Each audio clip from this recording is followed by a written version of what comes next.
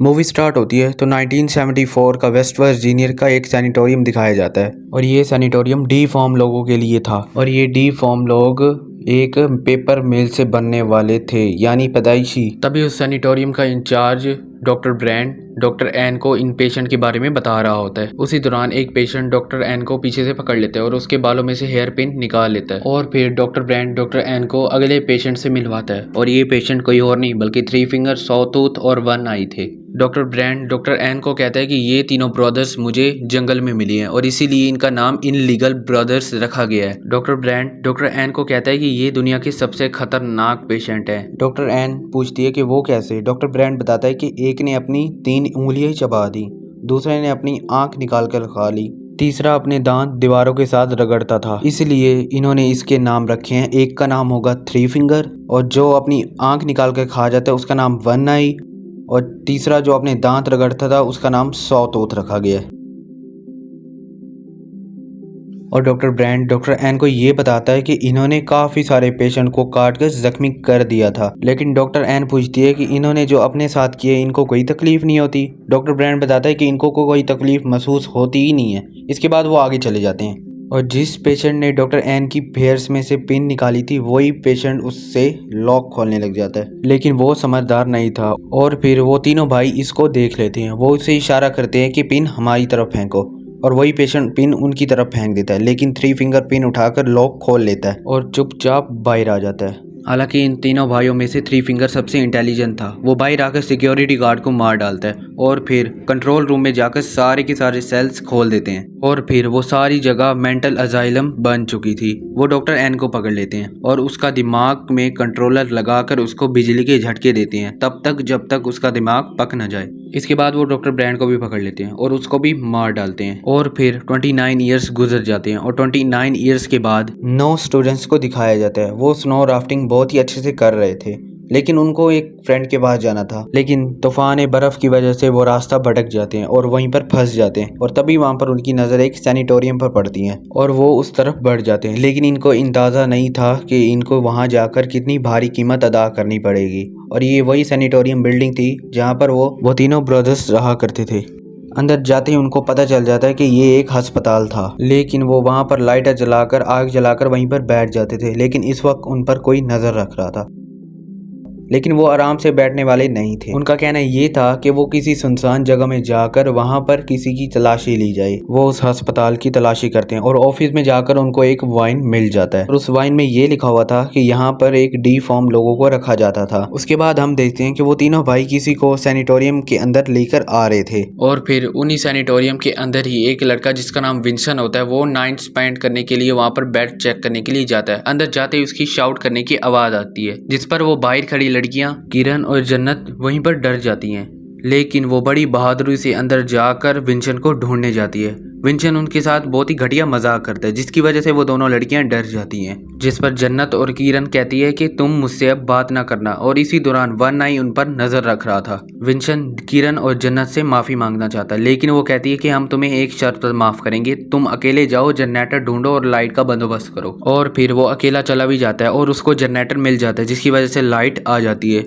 अब वो American students थे और वो उनका कहना ये था कि जब लाइट आ जाए तो पार्टी की जाए, और वो ऐसा ही करते हैं। वो पार्टी करते हैं, पूरे अस्पताल में वो हलचल मचा देते हैं, लेकिन इन्हें ये पता नहीं था कि कोई इन पर नजर रख रहा था। और हलचल मचाने के दौरान इन्हें एक डीवीडी मिलती है जो कि सीडी थी। दानियाल उस प्रोजेक्टर को सेट करता है और डीवीडी चला देता है। उस फिल्म में ये दिखाया जा रहा था कि यहाँ पर डी फॉर्म लोगों के लिए टेस्ट किए जा रहे हैं और यही वीडियो सारे स्टूडेंट्स देख रहे थे। वहाँ पर एक लड़की जिसका नाम लॉरीन होता है वो इन्हें कहती है कि मेरे भाई ने इन लोगों के बारे में मुझे बताया था कि ये एक डी फॉर्म लोग थे जो कि लोगों को मारने के बाद खा जाते थे, लेकिन कोई भी इसकी बात का यकीन नहीं करता और सब अपने कमरे में सोने के लिए जा रहे होते हैं। और जब सारे लोग सो जाते हैं वहाँ पर लड़का विंसन उसको नींद नहीं आ रही थी और वो टहलना शुरू कर देता है। वहाँ पर आगे जाकर उनका एक फ्रेंड जिनके कैबिन में उनको जाना था वो मर चुका था।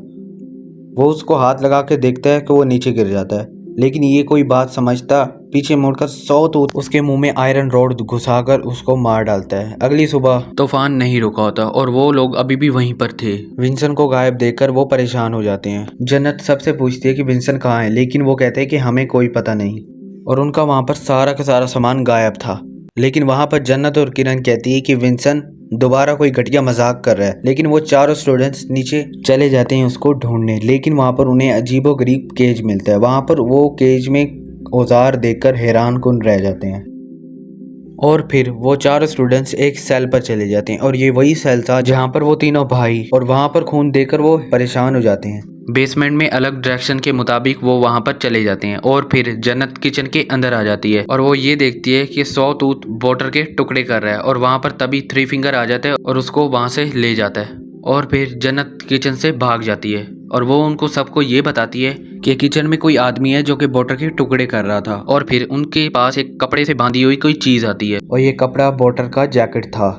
उनमें से एक लड़की किरण जैकेट को खोलती है और वहाँ पर वो खोल के देखती है कि बोटर का कटा हुआ सर था। अभी वो संभले भी नहीं थे कि वो तीनों भाई बालकनी से एक वायर क्लेयर के गले में लगाकर उसको खींचने लगते हैं। क्लेयर ऊपर जा रही थी और उसका गला कट रहा था। वहाँ पर खड़ा काइल क्लेयर के पाँव पकड़ लेता है, लेकिन बड़ी कोशिश होने के बाद भी वो क्लेयर को नहीं बचा सके और काइल पूरा खून से भर जाता है और क्लेयर का सर धड़ से अलग होकर नीचे गिर जाता है। वो सारे डर जाते हैं और वहाँ से भाग जाते हैं। और जब वो बाहर आते हैं कि उनकी सवारियां काम नहीं कर ली होती क्योंकि उसके स्पार्क प्लग्स उन तीनों भाइयों ने निकाल लिए थे। उनको कुछ समझ नहीं आ रहा था कि वो क्या करें। लॉरेन जो कि स्काई चैंपियन थी, वो ये कहती है कि वो स्काई चैंपियन करके कहीं से मदद लेके आए। वो चल पड़ती है और फिर बाकी वो सारे, उनके पास कोई गर्म कपड़े नहीं थे और वो ठंड में रह नहीं सकते थे। और तभी उनकी नज़र एक इंचार्ज ऑफिस पर पड़ती है और वो उसके अंदर चले जाते हैं और अंदर से दरवाज़ा लॉक कर लेते हैं। उनके पास कोई ऐसी चीज़ नहीं थी जो उनको बचा सकती थी। हालांकि बेसमेंट में इन्होंने औजार बहुत सारे देखे थे। तभी काइल, दानियाल और सारा डिसाइड करते हैं कि हम बेसमेंट में जाएंगे और वहाँ से औजार हासिल करेंगे। वहाँ पर थ्री फिंगर उनको देख रहा था, वो उनके पीछे पड़ जाता है, लेकिन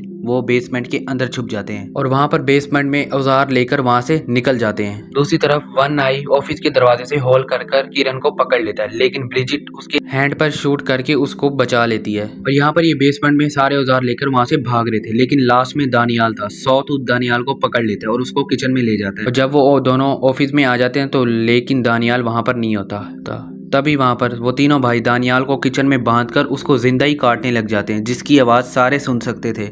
काफ़ी बहस होने के बाद काइल डिसाइड करता है कि मैं उसको बचाऊंगा और काइल किचन में चला जाता है और वो ये देखता है कि वो तीनों भाई उसके मसल्स को काटकर तेल में फ्राई करके खा रहे होते हैं और फिर वो दानियाल को बचा नहीं सकता और वो वहाँ से चला जाता है। तब ये लोग डिसाइड करते हैं कि हम इनको अपने ट्रैप में फंसाएंगे और वो इन तीनों भाइयों को अपने ट्रैप में फंसा लेते हैं और उसको एक सेल में बंद कर देते हैं। और काइल उनको जलाने का फैसला करता है, लेकिन किरण उनको मना कर देती है। शायद उसकी इंसानियत जाग गई थी जो कि उनको जलने से मना कर दिया था। और किरण काइल से कहती है कि तुम सारी रात इन पर नजर रखो और हम सोने जा रहे हैं। और वो दोनों सोने के लिए चले जाते हैं और बदकिस्मती से वो उसी सेल में लोग थे जहाँ पर वो 29 सालों से बंद थे। और सबसे बड़ी बात ये थी कि जिस पिन से उन्होंने लॉक खोला था अभी भी वो पिन वहीं पर पड़ी थी और थ्री फिंगर अपनी स्मार्टनेस दिखाकर पिन को उस लॉक से खोल देता है और बाहर आकर काइल को पकड़ लेता है। बाहर किरण चेक करने के लिए जाती है, लेकिन जनरेटर बंद हो जाता है और लाइट चली जाती है और चारों तरफ अंधेरा हो जाता है। किरण सेल में चेक करने के लिए जाती है तो वो देखती है कि वहाँ पर ना तो काइल है और ना वो तीनों सेल में है। वो वहाँ से भाग जाती है। तभी वहाँ पर दीवार पर होल था, जिसकी वजह से वो देखते हैं कि ये थ्री फिंगर है।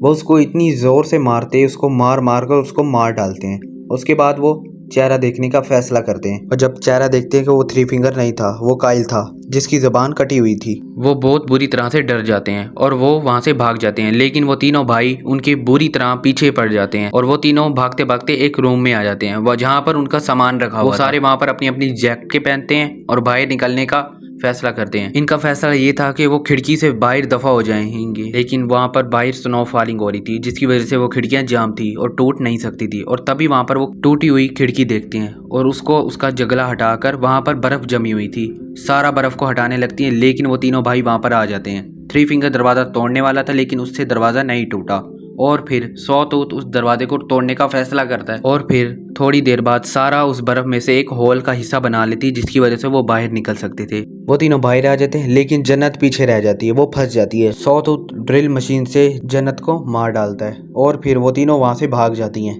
और तभी वो तीनों भाई उन्हीं की सवारी पर चढ़कर उनका पीछा करते हैं। सॉटूथ ब्रिजिट को पकड़ लेता है, लेकिन ब्रिजिट उसके हाथ पर वार करके सॉटूथ उसको छोड़ देता है।